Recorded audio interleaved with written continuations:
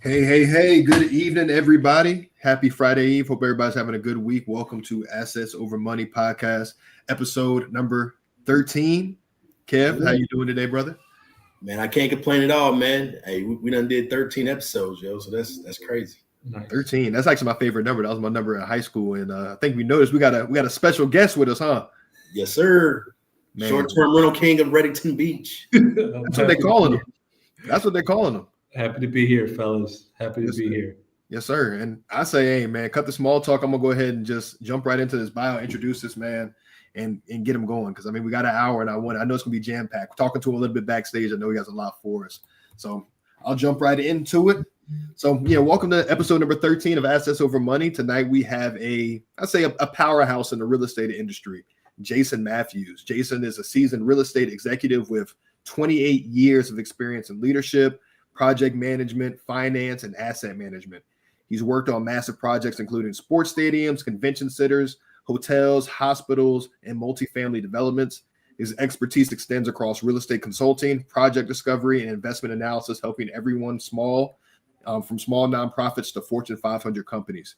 Beyond real estate, Jason is passionate about financial education and mentorship, teaching others how to build wealth through smart investments. See, that's key, smart investments. He also has a deep sports background, having played college basketball at the University of Pittsburgh, represented USA basketball, played in NBA Summer League with the Lakers, and later took his talents overseas. So tonight we're going to be diving deep into his real estate strategies, his wealth building mindset, and game-changing lessons, as well as hopefully his jump shot, right? And lessons he's learned over the years. So get ready for some serious gems. If you ain't got your notepads, I suggest you get one. But Mr. Jason Matthews, please take it away, sir. Thank you. Just excited to be here with you guys tonight. Always when I have an opportunity to share what I've learned over the years, I love to do it because so many people helped my wife and I on this path that we're still on. And we've just been extremely fortunate to have great people guide us along. So I try to do the same. Amen, brother. Thank you. And I guess, man, really, I mean, tell us your story, man. Who are you? How did you get to where you're at? I mean, it looked like you had a number of accomplishments. Looks like you've lived multiple lifetimes in one. So very curious to hear your whole story. Just a kid, grew up in South Central LA during the crack epidemic. Thankfully, my dad kept my brother and I busy. My dad was my Little League baseball coach for 10 years from age 4 to 14. And I have an older brother, Rodney, that's 7 years older than me. So my parents, my older brother, my coaches, the community, my family just really wrapped their arms around me and made sure I stayed on the right path. And started playing basketball seriously in like the end of ninth grade, start playing AAU and stuff like that. My best friend, Josh Oppenheimer, tricked me into playing basketball because I was a baseball player. Forever grateful that he did that to me, and ended up, being a top 60 player in high school. Ooh. Coach Calipari was an assistant coach at Pitt at the time. He offered me a scholarship. I chose Pitt. Had over 100 scholarship offers. Felt Pitt would be the best opportunity, best place for me, and it was. And got an economics degree. And I'd say probably the biggest thing from business standpoint, as a kid, being exposed to, my dad being in the computer world and my mom working for CPA firms as an accountant, really exposed me to the business world and my grandparents as well. My grandfather was an entrepreneur. My grandmother was an entrepreneur, and I worked in both of their businesses. And so I really learned a lot, as a kid, getting exposed to the business world. Man. And okay. And then, so you say it can pretty much sounds like it just runs in the family then, huh? Yeah, it's in my DNA. It's in my DNA. And when I became, a real estate investor, that happened. I thought it happened by me being a licensed financial planner when I stopped playing pro basketball in the Philippines. Actually, I found out later that it was in my DNA, getting involved in real estate. My grandmother was a real estate investor. Wow. And I knew she owned her house. I knew she owned the house next door and the house around the corner. So I knew my grandmother, as a kid, I kind of understood my grandmother, was in real estate. But what I didn't know and what I didn't find out till, probably 15 years later, being a real estate investor, my mother gave me a box of documents of my grandmother's. And I read through these real estate loan documents from Bank of America. I read through some handwritten notes from one of my grandmother's investors that changed her address and was telling my grandmother where to send the monthly payments to. So it turned out that my grandmother was like this big time deal making real estate investor in the 1940s, 50s, and 60s, when it was very difficult for a Black woman to get, a loan. Right. And so I'm reading through these documents and I'm so proud to be her grandson. And it just made me realize, like, if my grandmother could do it, in the 40s, 50s, and 60s, I know that myself and my family that we can do it. And so that was very, very special. Man, and that's so powerful. And that's so powerful. That's so cool. Like, I'm almost kind of speechless to hear that, because like I think the a lot of the cool things with that is, right, you're doing something, you almost feel compelled or pulled to do something, and then later you learn that this has been something that's been happening within your family for generation to generation, man. And I don't want to make this about me at all, but that made me think of, like, I don't know, I've always had some fight in me. Always have, and I know I get that from my grandma. Now, my grandma Kathy, she was born and raised in Birmingham, Alabama during the Civil Rights Movement. Yeah. And she got a lot of fight in her, and I feel like that has just naturally been pushed on, to me, from her. And I actually had a question about going back to the athletic piece, and I'll pass it to you right after this, Kev. So you played a lot of professional sports, playing sports your whole life, right? So you've always been a competitor. And what you see a lot of times is a lot of athletes naturally, when they make that transition, they go from athletics, and once they hang up the cleats, hang up the shoes, what have you, they end up to some degree going into the entrepreneurial field or another field they excel in. How was that transition for you? And I guess, how did your experience of it being an athlete kind of shape your mindset and, lead to a lot of your success in your fields? Yeah, that's a really good question, because, it's important, because I'm used to doing two things well at the same time. So being a National Honor Society student in high school and playing basketball, going to college, getting an economics degree and playing basketball at a high level. So really transitioning into the business world, I'm used to doing two things at the same time, at a high level. So when I became a parent, being a business owner, being a parent, I'm able to do two things at a high level at the same time. So I think that the skills that you learn through athletics and having to be eligible in order to play makes a difference. My parents told me if I didn't have a 3.0 that I couldn't play. So I was always, a good student in high school when I was younger, because I wanted to play. I wanted to play baseball. I wanted to play basketball. So my motivation to get good grades was being able to play. And those habits that were formed as a kid definitely transitioned to other parts of my life. Right. And I was very fortunate, because as a kid, my grandfather was the first black individual to have a car dealership license in the state of California. He had a little dirt lot on the corner with a couple Cadillacs, and he also sold, women's clothes. So I would, work with my grandfather. And then my grandmother, she had a couple businesses too. She was a real estate investor. She was a seamstress, a very, very good seamstress as well. She turned her 2-car garage into a dress shop, where she would make dresses for the ladies in the neighborhood. And then she also would do what these things, they're called turnabouts. And if you're from Compton or you from LA, you know what a turnabout is. And basically she would rent like a luxury liner bus, and she would charge all the ladies, in Compton to get on that bus, and they would go to Vegas, and they wouldn't check into the hotel rooms. They would leave in like the middle of the night. They would get there at 8 a.m. and they would gamble from like 8 a.m. to like midnight, hit the buffet, get back on the bus and come back to Compton. And so I was around as a kid, my grandparents, operating these businesses. So I was exposed. Right. I was really exposed. And then when I was in college, I used to intern with my brother's best friend, who was an investment banker. Wow. So I used to see, NBA ownership groups and NFL ownership groups come and raise $600 million for their auto dealerships that they own. So their real business was not the team. They used the team for marketing.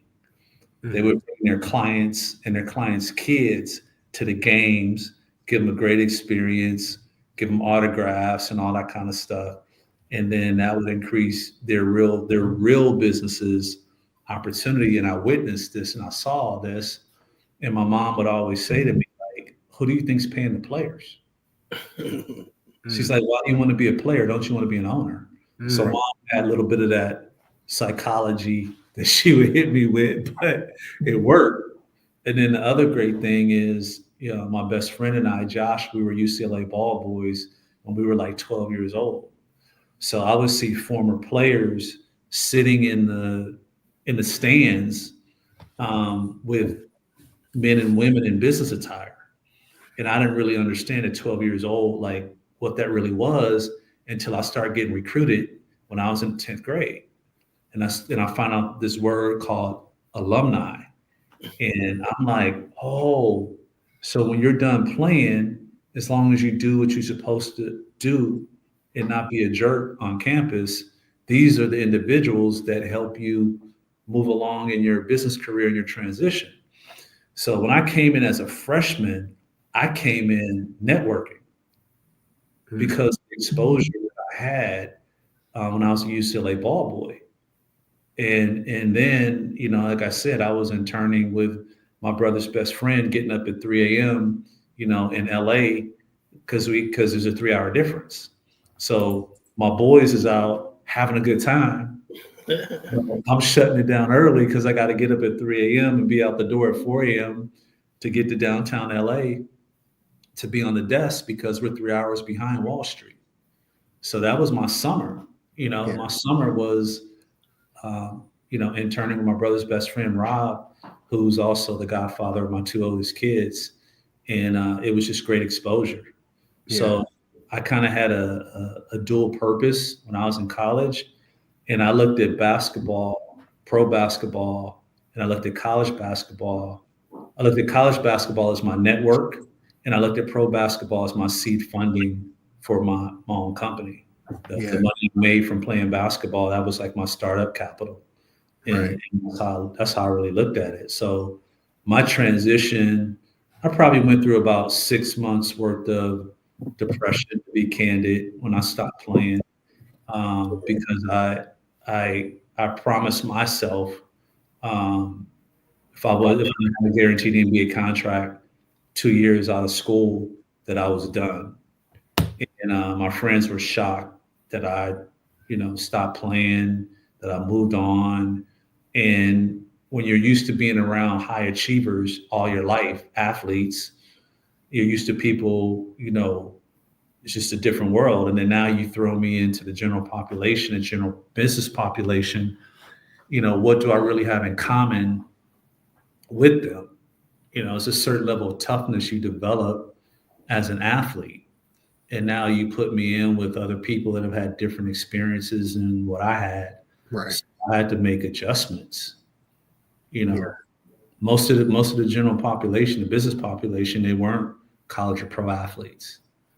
So they have a different way of doing things. They have a different way of seeing things. So there's adjustments you have to make. But, my friends were still playing. I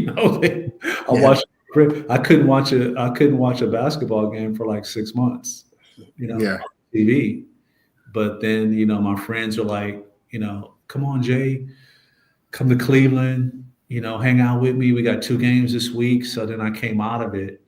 And I just took was a licensed financial planner. So I took the business approach to help them with financial literacy and making good budget decisions and investment decisions. And that's how I kind of got back comfortable being around the game again and I had other friends that were NFL. One of my boys played for the Vikings. He's like, Jay, come out for the weekend, have a good time. And I went out to Minnesota and had a ball. So after about 6 months, it got better. And then I just kept going. Yeah. But the transition absolutely can be very difficult. Some of my friends have struggled with it. Other of my friends have done better with it. But the challenge is really trying to be as passionate about your sport, as you are about the next step. And that's really the challenge. What can I be passionate about at the same level of being an athlete? And sometimes it takes a while to really find that. Everyone doesn't want to be a coach. Everyone doesn't want to go into coaching. And being an athlete is such a huge part of your identity. It's a gift and a curse. It really is a gift and a curse because it's not reality.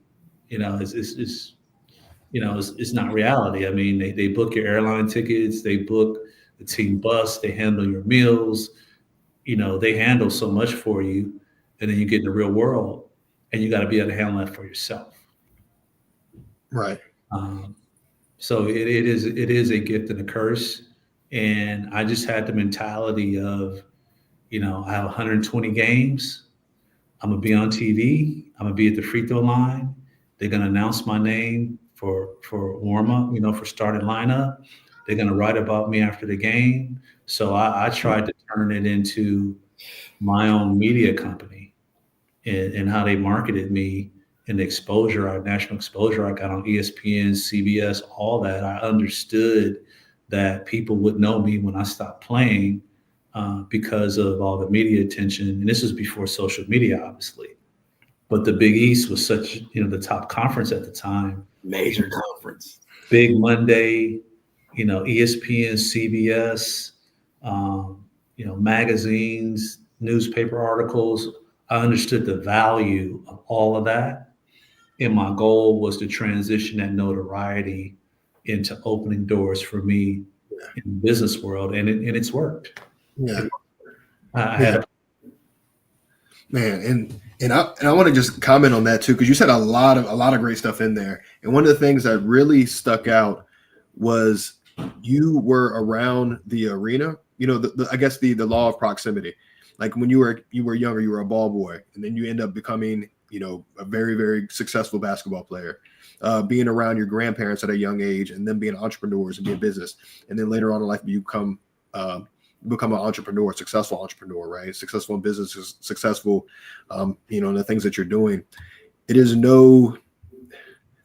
no surprise that you're doing that, understanding your background a little bit more. And I guess for the folks listening, if you want to, again, everybody has these dreams and goals and things that they want to accomplish. It is so important that you get into that arena. You don't even necessarily have to be in that arena, but be around those people doing it. And it's almost infectious. If whatever you surround yourself with or fulfill your mind with, or constantly see, that is truly what you become. And Jason, like you explained, like you're a living testimony of that. So I just wanted to add that in. I think you have a very valid point. I talk about showing up. That's a big thing I talk about. I show up for my friends. I show up for my family. So many people have supported me throughout my entire life. And, one of my aunts, I'm not supposed to say my favorite aunt, but she is my favorite aunt. We all got one or two. You know what I mean? She didn't miss anything in my life. She made all my graduations. She made all my award ceremonies, wedding, graduation from college. Even though I'm in Pittsburgh, she lives in LA. Like my aunt did not miss anything. I have another aunt and uncle on my dad's side. My uncle Earl and my aunt, like Dolores, like they made everything. Like coming from LA, like they made everything. So I've had so many people show up for me that I'll drive, I'll get on a plane, I'll get on the phone, and I really focus on showing up for people I care about. And so many people did it for me, and that's extremely important. My kids, my 3 kids know where their dad is every day. My kids know where I'm at every day. If I'm traveling, my kids have my flight information, they have my hotel information. I And see never that, and see that's and see that's what that's that I would think that would lead me to our next question, right? So you talk about the exposure and you talk about how your folks have exposed you. What are you doing for your 3 kids to expose them to help the next generation and to make sure that they're, productive citizens and living the way that you want them to live? It's hard, man. It's hard. It's hard because I didn't grow up like my spoiled ass kids. Right. I did. I mean, freaking, South Central LA crack epidemic era, gang activity. My kids don't know anything about that. Right. I have 2 daughters and a son. They don't know about that. But what I will say, I'm very proud of them because in our household, you got to play a sport. My wife was a swimmer.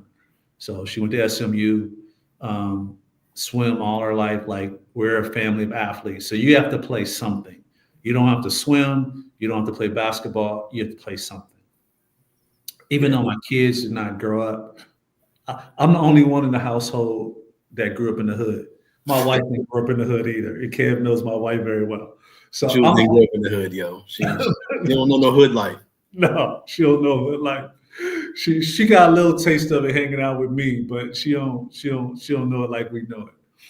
But it's hard, man, because I'm the only one in the household from the hood. Right.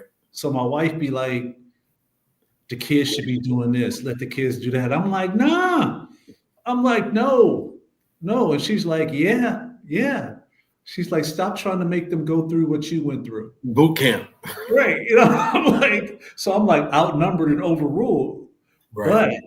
But what I love about my kids, they get up every day and they go after it. My son Brandon is a, math and computer geek, high honor roll student when he was in high school. In order for him to play on the high school team, he was doing 3 skill workouts a day in the off season, shooting 30,000 shots in the off season because our head coach didn't believe in charity. And I appreciate that from Coach Jack and Coach Terry. Like, Brand had to earn it. Right. He, even though he has a mom from autism, he had to earn it. And his senior year, his teammates voted him team captain, and they said he's never missed a school. He's high on a roll. He never gets in trouble. He never missed an off-season workout, and he never missed a practice during the season. And they're like, that's why he's captain. As assistant coach on the team, seeing my son walk out every game when the refs call captains, his senior year, you talk about a proud dad. Dude, I was almost in tears, like every game, watching my son walk out there, not just walk out there, but what his teammates said about why they selected him as being one of the 2 captains the senior year. So my son goes hard, spoiled, but hard worker. Gets up, Kev knows him, gets up every day, goes after it. Yeah. Takes being a college basketball team manager very seriously, handles his responsibility as a team manager for USF and also other schools when we're on the road at Xavier and Arkansas and Oklahoma. Like, he takes it very seriously. My oldest daughter, plays lacrosse, high school lacrosse, all district player, played at Howard, lacrosse player. As a freshman, she scored, I think, 13 goals in the first 7 games as a freshman. So now she's in grad school at Georgetown, graduated in 3.5 years from Howard in December, and then turned right around in January and started grad school at Georgetown, getting her master's in real estate. So even though she's spoiled, I love her dearly. She knows she's spoiled, but she gets after it, and she's always been her brother's guardian angel. And she takes every phone call from her little sister, every text message. They have their own relationship where they talk specific times during the week. So my kids are spoiled, but they're very in touch with, reality, so to speak. And my little one, she dances, volleyball, basketball. She's my wife's mini me. She's off the chain. Yes, The she looks world, great. Yo, she looks great. the world is gonna hear about her. The world will hear about my youngest child.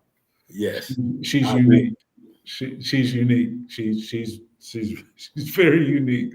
But again, I love, she's in gymnastics right now, twice a week. And I love just going and watching her in gymnastics because she just goes after it. Yeah, So it's hard. My daughter is the wife of my daughter, her dad was a physician. Um, I'm outnumbered in the household, but thankfully, my kids are absolutely not lazy. They're not entitled. They care about others. They help others without looking for anything in return. So I'm very, very fortunate and blessed that the success my wife and I have had from all the support we've gotten from our friends and family members and mentors, our kids still are, in the world of reality. And what my wife explained to me a couple of years ago, she's like, Jay, here's the difference. She said, our kids have seen us go into buildings in the snow. They've seen burst pipes. They've seen, sidewalks being shoveled. They've seen dad, on a call, after dinner. They've seen me up to midnight working on a presentation. She said, that's the difference. Our kids actually get to see what we do to earn a living. She said, if we work for someone, we're going to someone else's office or someone else's plant or someone else's, place of business, and their kids don't actually get to see how hard their parents work. They only get to see their parents come home and be tired, but they don't actually get to see the work their parents do. And so once she explained that to me, it hit me like a ton of bricks because all three of our kids are involved in our business. Like Brand is like an 800 credit score. So dude got like an 800 credit score. So he can finance anything pretty much. Um, my daughter Taylor has her residential real estate license. And my little one, she works with my wife with design and construction and setup of the short-term rentals, and she gets paid for that. So all three of the kids have an interest of working in the family business. And so they're on construction sites. My 11-year-old, she talks to the contractors. Taylor, my middle child, she would be on site, the contractors. Brand was in his car seat, as a baby with holding his milk, and he's driving around with me, and I'm writing down addresses all over Pittsburgh, looking at properties and stuff. So all three of them have been incorporated into this 30-year journey of being involved in real estate, and that's the difference that I see in our kids is they have a reality about how we got to where we are today. Man, that's super dope, yo. I mean, it's the reason you're my mentor, man. I look up to you, bro, and you know what I'm saying, you're doing, I mean, just what you're doing with your kids, your family, man, it's amazing, bro. I mean, you know what I'm saying? That's one thing that kind of attracted me to you. Not just my brother, but at the end of the day, man, I mean, we're similar in nature, similar in mindset. So, man, I'm just thankful to have you around, man. You know what I mean? So, I mean, now that we got all the mushy stuff out the way, tell us. Fun too. It hasn't been all work. We've had some fun too. Oh yeah, now we're gonna do that. We're gonna do that. So tell us about your short-term rental business. What led you to that? And what I'm saying, tell us about what you're doing right now. Yeah. So thankfully, when Brand was in ninth grade, a very good friend of mine, Orlando Antigua, Coach Orlando Antigua, he got the head coaching job at USF and called me up and was like, Jay, we have great programs for adults with autism on our campus. Bring my nephew up. When school gets out, let him check it out. If he likes it, he's on as a team manager when he finishes high school. So Brandon and I flew up. He loved it, was walking all over USF campus, and he loved it. And so Orlando was like, Jay, he's on as a team manager when he finishes high school. So when Brand finished high school, we moved, Jules and I with the kids, we moved to Tampa. And before we moved to Tampa, a friend of mine, Gerald Jones, told me like, Jay, look into the short-term rental, vacation rental game. Instead of you and Jules selling your properties, you should really take a look at that. So I started doing some homework and looking at the vacation rental bill. I'm like, man, this is nice. I actually kind of like this business. So when we arrived in Tampa, we started, buying, renovating, and selling. And what we said was we would do that until we found a good property management company, because we didn't want to self-manage. We knew not to self-manage. And so when we found, you guys will enjoy this story, how it got started. So when we finally were introduced to a short-term rental property manager. And at the time, we were renovating 7 properties. So we're like, okay, this is how we're getting in the game. 7 properties. We'll finish renovating these. We're going to sell them. We'll operate them as short-term rentals. And what happened was we hadn't planned on getting in the game, so we didn't have any money to furnish them. So I was like, I got to figure this out. My wife is breathing down my neck. You better figure this out. We're doing this. So I was like, all right. So one of my best friends, Doug, that got me involved in real estate that I went to college with, he was like, Jay, go to Rent-A-Center. Go to Rent-A-Center and work out a deal. I'm like, what do you mean? He's like, go to Rent-A-Center, rent the furniture, rent all that, get going. And once you get your revenue going, tell them to come and take it back. So that's what I did. So true story. This is I have the contracts to this day with Rent-A-Center. This is a true story.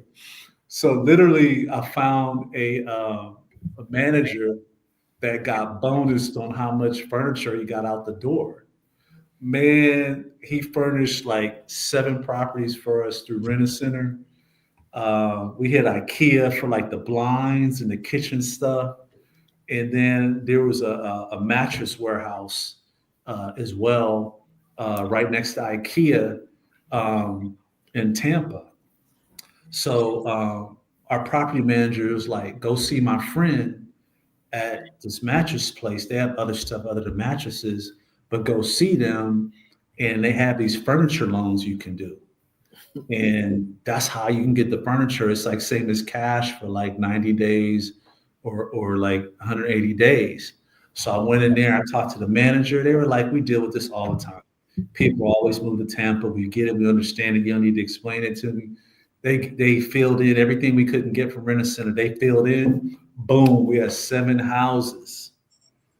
And the manager was so cool at the mattress place. They were like, look, we believe you guys are going to pay us, even though it's 90 days, same as cash, as long as you like pay one of them off every 2 weeks, like we're good.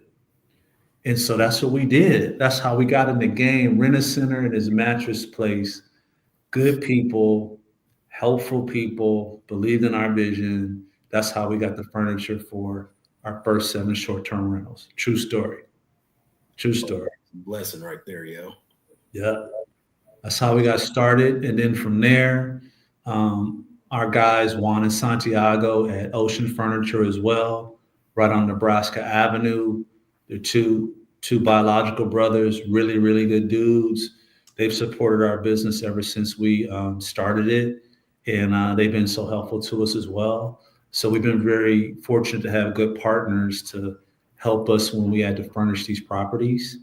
And so we built a nice portfolio in Tampa, short-term rentals. And then Kev was like, I want to build a luxury house on the beach. Like this Reddington Beach thing you got going on.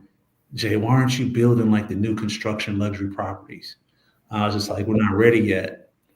I was like, he's like, you have 3 of them. Why don't you just knock them down and build new? And I was like, we will eventually. And then Kevin and I are in this real estate investment group called Boardroom Mastermind. Very high level real estate investment group. And we were on a trip in Belize and one of the members named Seth, and we were just sitting there having a drink, talking. And Seth was like, "All right, Jay, you got these three, small little cinder block built in the 1950s, 1960s beach houses in Reddington Beach." He's like, "How much would they be worth if you tore them down?" I said, "I actually know the answer to that because a friend of mine, Kevin, is going through the process." And I said, "They would be worth, 3 million each." He's like, "What are you doing?" I was like, "What do you mean?" He's like, "You're sitting on $10 million. What are you doing?" And like a light bulb, just like above my head, the light, Yeah.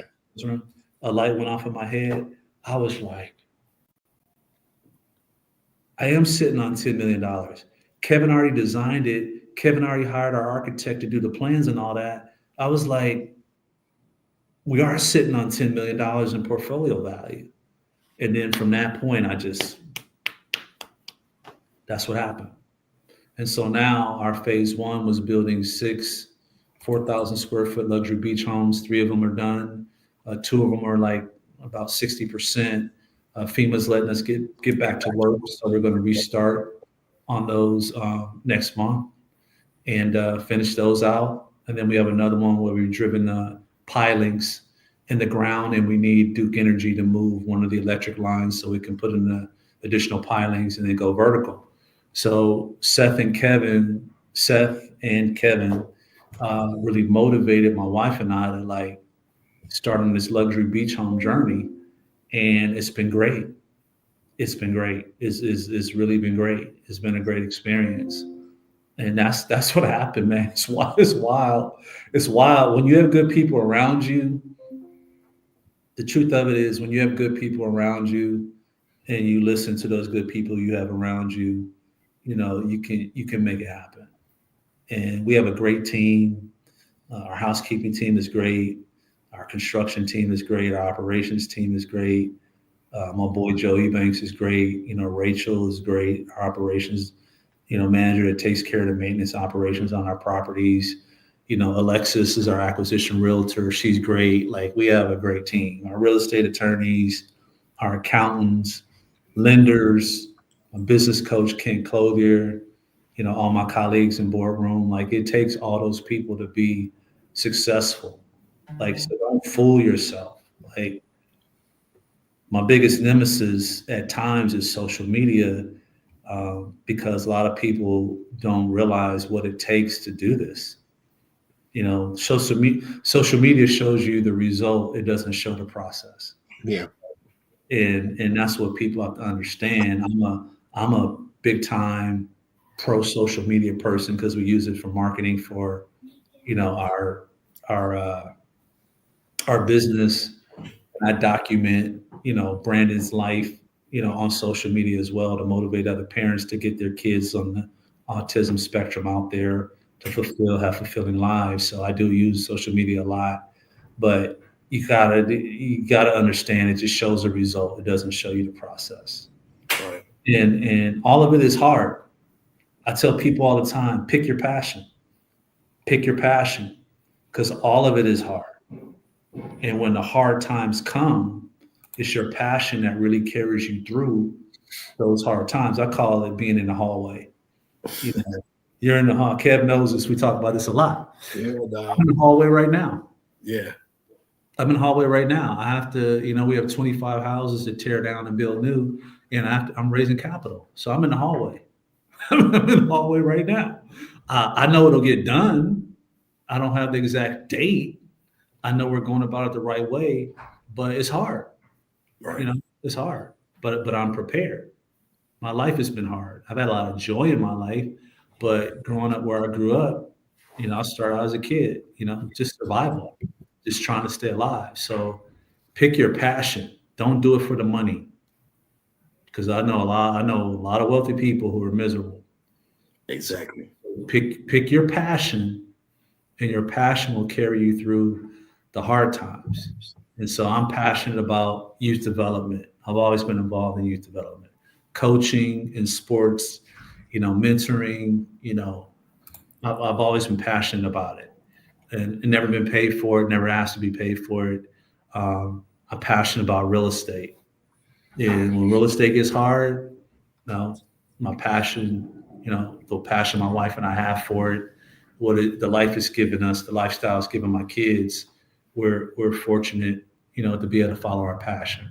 But it's all hard. Like, don't be fooled into thinking you see something on social media and it seems easy, and no, it's work.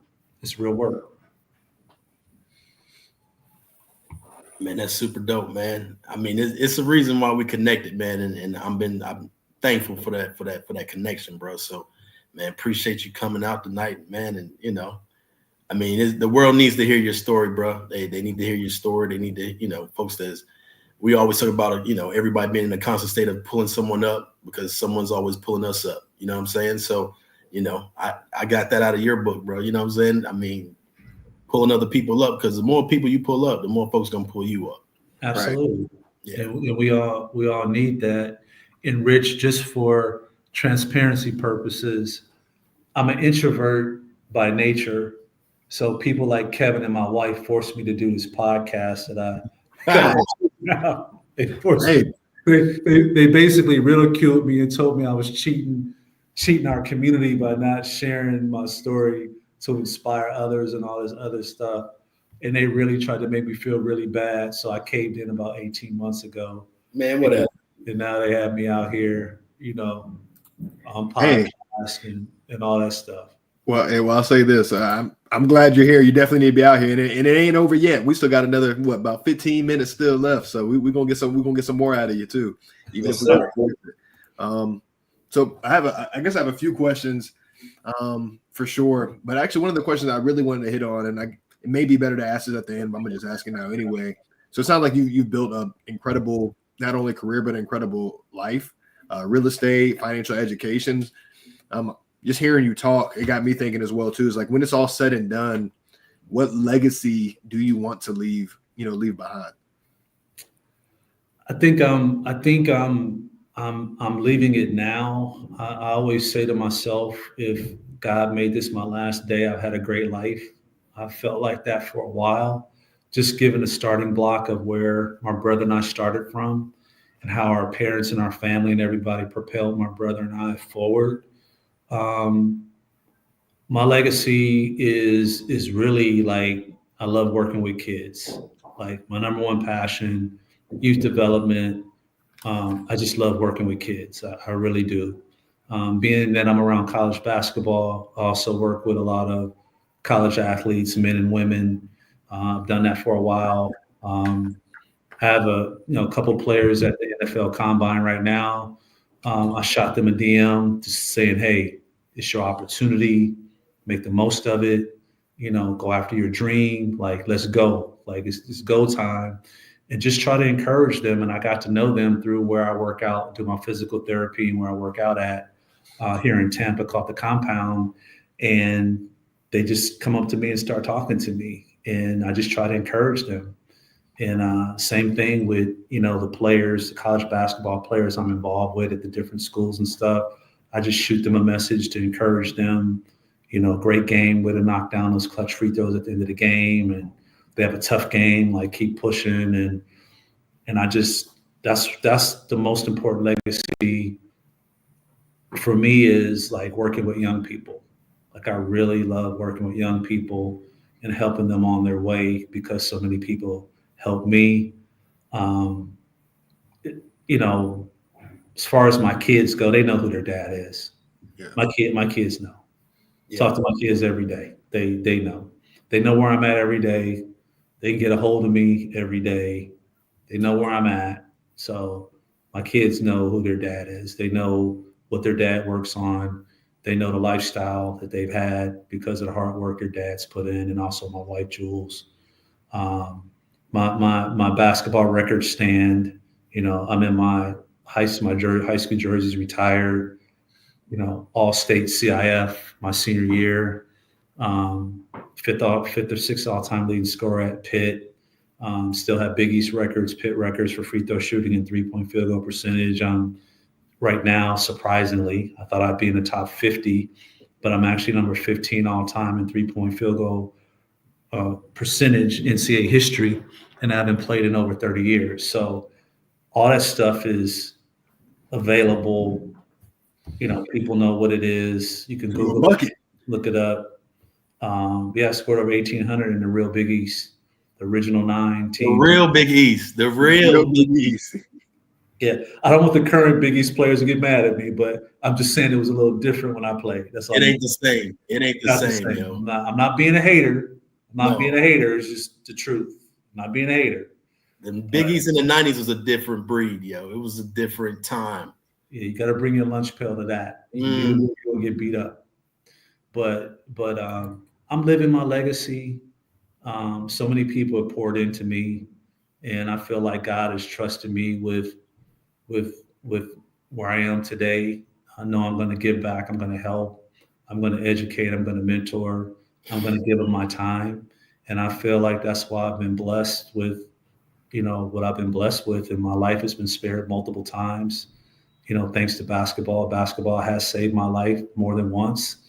And I'm forever grateful to the game.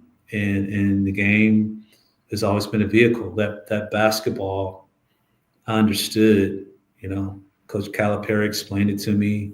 Coach Rattling, when he came to my home visit, explained it to me. It said basketball is a vehicle for your entire life if you treat it right. And I've always treated the game right. I've always treated it right. And to this day, it still carries me. Yeah, man, that is so powerful. And it's cool to kind of get in your mind to understand what you're what you're doing it for, who you're doing it for, and the legacy you're going to be living behind. Like the records and stuff, those will last through the history books because they're always going to be there. But most importantly, the legacy you're leaving behind for your family, not even from a financial standpoint, but the lessons that you're instilling in your, in your kids, that is something that is going to live on from generation to generation to generation. And it all started with, again, your grandparents, and maybe before them, you know what I mean? It's crazy how things just go in order and what lasts through history. It's crazy. And kind of pivoting back to the real estate side. I know it looks like you have a big portfolio of houses. You're doing some great things in the development field, and it just made me think there's a lot of systems that you have in place. So you don't have to go through all your system on a grand level, but on a starting point for somebody who, let's say, for our intermediate real estate investors who maybe own a couple of houses, who are or maybe are starting off own a couple of houses that they're renting out on Airbnb, or own a couple long-term rentals, or constantly buying houses. What are some systems that you would think would be key to have in place? I guess with all the allowing you to have some systems somebody should have in place now to kind of get them prepared to kind of get to the level where you're at. Right. Well, I think the very first important thing that we have to understand, our ancestors built stuff. The time of slavery, our ancestors built schools, built hospitals due to segregation. So we know how to build stuff. Like we know how to do it. It's in our DNA. Like we've done that before. So it's in our DNA to know how to build stuff because we had to. So that's the first thing to understand, is that we do know how to build a building, build a school, build a hospital, build a house. You got to understand it's in your DNA to do this stuff. Second thing that I'm big on, that I hate to use the word disappointment, but I'll put a positive spin on it. But I wish the younger investors would do more reading and studying about the game. Can you make a lot of money? Yes, you can. But you're going to have 2008 and 2009s. Yeah. And when that happens, how do you survive? You survive by relationships, and you survive by knowledge. So when you get in the game, you have to study the game. You have to study the fundamentals. You have to build the relationships. When you're in a bind, who is going to pick up the phone when you call? When you are in a real estate bind, who is going to pick up the phone when you call? You can say you have a network. You can say you have a Rolodex. You can say you have 50,000 followers. But in a global financial meltdown, who is going to pick up the phone and take your call? Who's going to answer your text message? And who is going to answer your email? That's relationships. Kevin knows anything in life in a bind, he calls me or texts me or emails me, he knows I'm going to respond. He knows I'm going to respond. It doesn't have to be about business. He knows that he can count on me to respond. He knows that. That's important. I would say the next thing is, as far as systems go, my wife and I developed a little bit of a different of a system. So we didn't believe in having employees to this point for our company. We believed in empowering and helping other small business owners grow their business. So what we've done is created an ecosystem of business owners and entrepreneurs that have the same mentality that we have. Get up every day, get off the porch and go after it. So as we grow, they grow. So our 25 of my team members are business owners. They're not employees, but we all have the same mentality where we get off the porch every day and we go after it. And we do deals with each other. We help each other. We refer to each other. We support each other's deals. We support each other's personal lives. We support each other's kids. We've created this ecosystem. And that way, we're all held accountable. They don't just work on our deals. They have deals too. They get my time. They get my focus. They get my relationships. They get my contacts to do their deals as well. So we have this ecosystem where we all work together. And sometimes people want to only grow to a certain extent. They don't want the added pressure or added responsibility to grow their companies larger. So we keep them where they're comfortable. And then we'll add a second company that provides the same thing, and we'll divide up the work. So we're not pushing people in the direction they don't want to go. We're listening and paying attention to what they say that they want to do and what they're comfortable with doing. And that makes a difference. So that's our systems that we have set up, is understanding what you're capable of. Number two, building real relationships, not frivolous social media surface relationships. Yeah. Because you are going to face downturns, and you are going to need help, and you are going to need people to pick up the phone when you call. Third, we operate as a team. We operate as a team. I played team sports since I was 4 years old. No hero ball. We don't. Kev knows. No more hero ball. I finally got out of hero ball. I played hero ball for a long time. Finally got out of hero ball. We have a team. I let our team handle it. When they need me, they'll reach out to me if they need me, but I let them do what they do because they're very good at what they do. And I'm not trying to do everything like I used to when I was younger. So spread the liability, yo. Exactly. Spread that liability, man. That's what we talk about that when we talk about syndication and doing commercial deals. Richard does more, I met Richard in the Subject 2 group. Richard does more single family, but that chemistry, man, it goes a long way, man, versus James Harden and Hero Ball. I remember when we first talked about Hero Ball, Richard. We talk, bro. I'm not even gonna lie, and this is good. You mentioned it, I think, every episode, which is good. Yeah, so, yeah, because it's important, right? It is. Especially us. We get so used to doing things on our own and thinking we can do it ourselves. And I know this and I know that. It's like, bro, it's like it became popular. It's like everybody want to get it out the mud, or everybody want to do, like, everybody wants self-made millionaire. And in my humble opinion, there's no such thing as a self-made millionaire, because at some point there was somebody that helped you. You saw something, somebody either give you a contact, somebody connect you with somebody helped you along the way. That's it. My kids aren't getting it out the mud. Yeah. My kids aren't getting it out the mud. I didn't get it out the mud. I had a lot of people help me along the way. Basketball helped me, obviously. My parents, my grandparents, my aunts, my uncles. Yeah. I had my aunt and my uncle co-signed $1 million line of credit for me because they believed in me. My wife and I were going, doing our thing, like working hard or whatever. And we tried to get this $1 million line of credit. And the gentleman that was in charge of real estate at this bank believed in what we were doing. He's like, Jay, I can't do it. Do you have a relative or someone that can sign? My uncle just watched me play Little League baseball, basketball, be good, do the right things. My uncle was like, we'll co-sign that for you. My first $1 million line of credit, you know?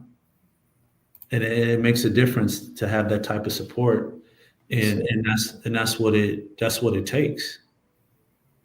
You know, to get there is to have a team, work as a team.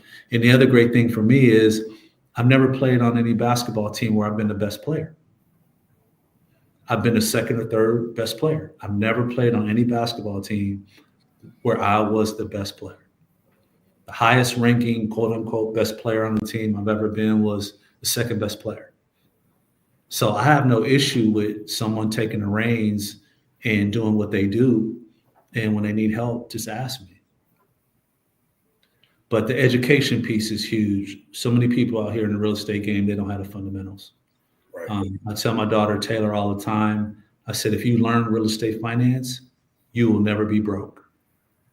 If you learn real estate finance, you will never be broke. That's it. I used to be up 2, 3 o'clock in the morning, eyes burning, reading real estate finance books. I literally bought the Barron's used to, 500-page, real estate finance guide. It wasn't a book. It was actually a reference book. It was a blue one and a green one. I read both of them like it was a book. Terms, definitions. I literally read both of them nonstop. I bought them both on the same day. Within a week, I was finished with both of them. I've done so much real estate finance stuff. So many people have taught me stuff.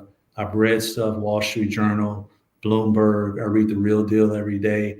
I am a student of real estate. Like I am a true student to this day.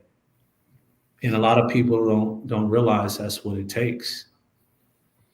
And the other thing that I tell my daughter Taylor this all the time, I said, it's easy for your generation to be successful in real estate.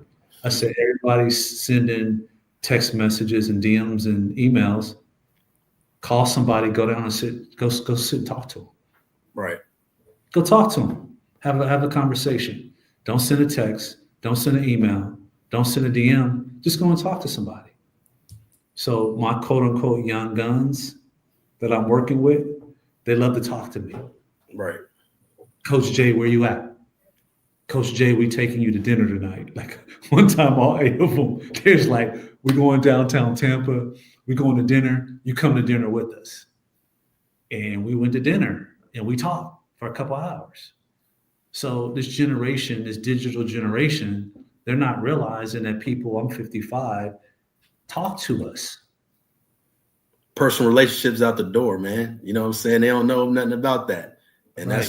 that's the key, man. In personal relationships, you schooled me, bro. You know what I'm saying? I was on that hero ball tip, that James Harden, giving you 30 every night, yo. getting no championship. Exactly. Playoffs, but no championships. You know what I'm saying? So, bro, it goes a long way, man. Yeah, Kev, I can't wait till the day that James Harden listened to this. I'm just taking shot after shot. Kobe told him, you're not going to win championships like that. He's going to be mad at me because I'm from LA. He's like, yo, we both from LA. Why you? For real. I like James. I like James Harden. Me I too. do. I like since he's at Arizona State, I liked him as a player, but it takes a team. It does. It takes a team. Yeah, bro. Yeah. That's it, man. And I say, hey, gentlemen, it has been a real one. This has definitely been an amazing episode. And I think for sure, Jason, we're gonna have to definitely try to bring you back for like a part 2, because I was sitting here taking some notes myself, and this is the knowledge that you've given us in this short amount of time, has both in life and then just also really mindset, has been amazing. Because I think a lot of times we hop on calls like this, and we're not necessarily looking for like the secrets of the game. I think sometimes folks are, but I think most importantly is the mindset, because the mindset is kind of what got you there. The hustle will get you there, but the mindset keeps you there. You know what I mean? And it's been amazing. So, I mean, do you have any parting words, or Kevin, do you have anything you want to say before I guess we jump? Man, just thank you as usual, bro. Yeah. You know what I'm saying? And keep inspiring, keep encouraging, and keep motivating, man. I thank you, man, as usual. No, I appreciate you guys having me on. Um, I'm comfortable sharing my story because I want to see other people get there. And I just want people to know all of it's hard. Make sure you pick your passion because your passion will carry you through in those challenging times. And don't be selfish. You know, share the knowledge, share the information with those that want it. The ones that don't want it, don't waste your time. But the ones that do want it, spend your time. And definitely come back on. If you guys like to have me back on, absolutely would love to. And we'll just keep it going. Yes, sir. Well, awesome. All right, guys. It has been real. This has been episode number 13. If you guys are interested in, I guess, learning a little bit about Jason, just check the link below or check the bio below in the description. I have his link to his social media. And that's about it. Y'all need to be blowing up Coach J's phone because he's already getting blown up too much himself. So I ain't going to put his phone number or nothing, but I will put his social media. But all right, guys. All right. Thank you, guys. Appreciate it. Appreciate you.